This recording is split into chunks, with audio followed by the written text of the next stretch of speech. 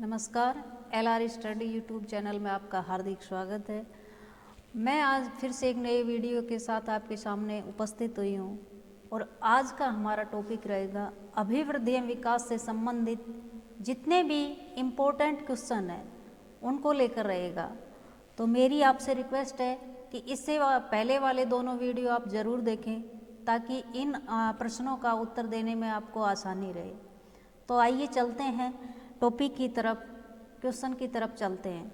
अभिवृद्धि एवं विकास से संबंधित इम्पोर्टेंट क्वेश्चन है।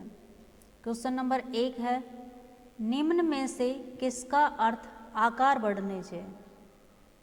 नंबर 1 पे अभिवृद्धि, विकास, परिपक्वता, इनमें से कोई नहीं। इसका राइट आंसर होगा अभिवृद्धि। अभिवृद्धि का अर्थ किससे लगाया जाता है? आकार बढ़ने से लगाया जाता है। विकास का अर्थ क्या होता है?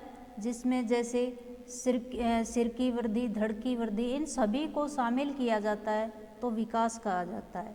परिपक्वता में जब एक क्रिया संपूर्ण हो जाती है उसके बाद दूसरी क्रिया आरंभ होती है, इसे परिपक्वता कहा जाता है। तो इसका राइट आंसर होगा अभिवृद्धि, option number A. Question number 2 है, विकास कभी समाप्त न होने वाली प्रक्रिया है, यह कथन किस सिद्धांत के अंतर्गत आता है? ए ऑप्शन है एकीकरण का सिद्धांत, बी निरंतरता का सिद्धांत, सी ए व ब दोनों, और द नंबर है विकास प्रतिक्रिया के समान प्रतिमान।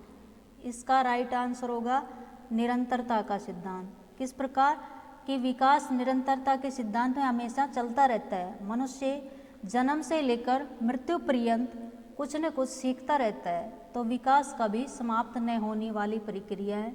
ये निरंतरता के सिद्धांत के अंतर्गत आता है। ऑप्शन नंबर बी इसका राइट आंसर है। प्रश्न नंबर 3 की तरफ चलते हैं। अभिवृद्धि एवं विकास है एक दूसरे के पूरक, एक दूसरे के विरोधी, एक दूसरे के समान, उपरोक्त सभी। इसका राइट आंसर होगा एक दूसरे के पूरक। क्वेश्चन नंबर 4 की तरफ चलते हैं। अभिवृद्धि शब्द का प्रयोग किया जाता है मानसिक विकास के लिए, सामाजिक विकास के लिए, शारीरिक विकास के लिए, संवेगात्मक विकास के लिए।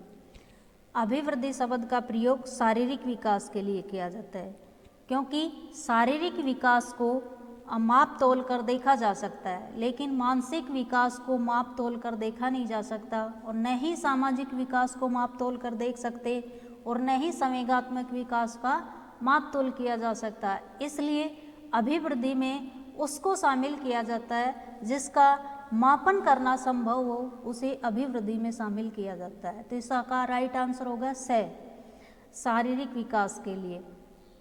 नंबर 5 की तरफ चलते हैं।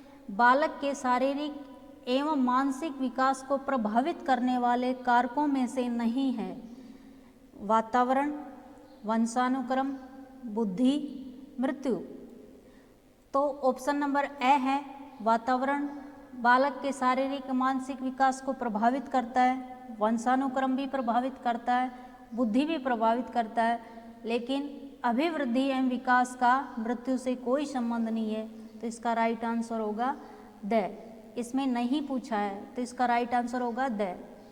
नंबर 6 है, परिमाणात्मक परिवर्तन की अभिव्यक्ति होती है, यानी परिमाणात्मक जिसका मापतोल किया जा सके, उस परिवर्तन की अभिव्यक्ति को क्या कहते हैं? अभिवृद्धि, विकास, अभिवृद्धि विकास दोनों, इनमें से कोई नहीं। तो इसमें अभिवृद्धि को शामिल किया जा सके, जिसका मापन संभव हो उसे अभिवृद्धि में शामिल किया जाता है। क्वेश्चन नंबर 7, संपूर्ण पक्ष के परिवर्तनों को प्रकट करता है संवेग, विकास, अभिवृद्धि, बुद्धि। तो इसका राइट आंसर होगा विकास। विकास कैसे? जैसे धड़ की वृद्धि, हाथों की वृद्धि, लेकिन इसको सम्मिलित रूप से कहा जाएगा शारीरिक वृद्धि, तो इसलिए संपूर्ण पक्ष को परिवर्तन को प्रकट करता है विकास। इसका राइट आंसर होगा बे। क्वेश्चन नंबर 8 है, मनुष्य विश्व के चाहे किसी भी कोने में पैदा हुआ हो उसका विकास समान रूप से होता है, यह किस सिद्धांत के अंतर्गत आता है? विकास की दिशा का सिद्धांत, विकास क्रम का सिद्धांत, समान प्रतिमान का सिद्धांत, विशिष्ट क्रिया का सिद्धांत। इसका राइट आंसर होगा स, समान प्रतिक्रिया के सिद्धांत के अंतर्गत बताया जाता है कि मनुष्य का जन्म विश्व के चाहे किसी भी कोने में हुआ हो, वो समान पैटर्न का अनुसरण करता है। जिस प्रकार सर्वप्रथम बालक में बाल्यावस्था आती है, उसके बाद में शैशव अवस्था आती है, उसके बाद में किशोर अवस्था आती है। पहले बालक अपनी गर्दन पर नियंत्रण करता है और अंत में क्या करता है? पैरों पर चलना सीखता है। तो इस सिद्धांत के अंतर्गत समान प्रतिमान का सिद्धांत आएगा। ऑप्शन नंबर स इसका राइट आंसर होगा। क्वेश्चन नंबर 9, बालक की वृद्धि एवं विकास को कौन कौन से कारक प्रभावित करते हैं? वातावरण, वंशानुक्रम, संस्कृति, उपरोक्त सभी। इस वातावरण भी प्रभावित करता है बालक के, उसको वंशानुक्रम भी प्रभावित करता है, संस्कृति भी प्रभावित करती है। तो इसका राइट आंसर होगा उपरोक्त सभी। क्वेश्चन नंबर 10 की तरफ चलते हैं। क्वेश्चन नंबर 10, विकास का संबंध होता है परिपक्वता से, अभिवृद्धि से, आयु से, इनमें से कोई नहीं। इसका राइट आंसर होगा परिपक्वता से। परिपक्वता में क्या होता है कि पहले बच्चा एक क्रिया पूर्ण कर लेता है, उसके बाद में दूसरी क्रिया का आरंभ करता है। जैसे पहले बालक हाथ पर नियंत्रण करना सीखता है, उसके बाद में उंगलियों पर नियंत्रण करना ही क्या है? परिपक्वता है।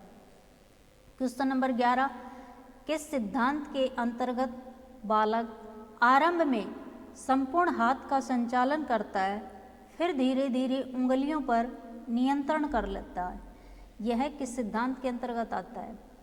विकास प्रक्रिया का समान प्रतिमान, साधारण से विशिष्ट की ओर, समीप से दूर की ओर का सिद्धांत, एक संगठित प्रक्रिया है। तो इसका राइट आंसर होगा साधारण से विशिष्ट की ओर। इस सिद्धांत के अंतर्गत ये होता है कि बालक पहले संपूर्ण हाथ का संचालन करता है। जिस प्रकार आप किसी छोटे बालक को कोई वस्तु देना चाहते हो तो वह पहले दोनों हाथों से उस वस्तु को लेने की कोशिश करता है और धीरे धीरे वो विकसित होता हुआ वह अपने उंगलियों पर नियंत्रण कर लेता है। या भाषा के विकास की तरफ देखें तो छोटा बालक पहले छोटे शब्द बोलता है, जैसे माँ, बाबा, उसके बाद में एक छोटा वाक्य बोलने लग जाता है। तो इसका राइट आंसर होगा ब, साधारण से विशिष्ट की ओर। क्वेश्चन नंबर 12, किस सिद्धांत में जीवन की अवस्थाओं में विकास की गति समान नहीं होती है? नंबर 1, निरंतरता का सिद्धांत, विभिन्नता का सिद्धांत, साधारण से विशिष्ट की ओर का सिद्धांत, इनमें से कोई नहीं। इसका राइट आंसर होगा विभिन्नता का सिद्धांत।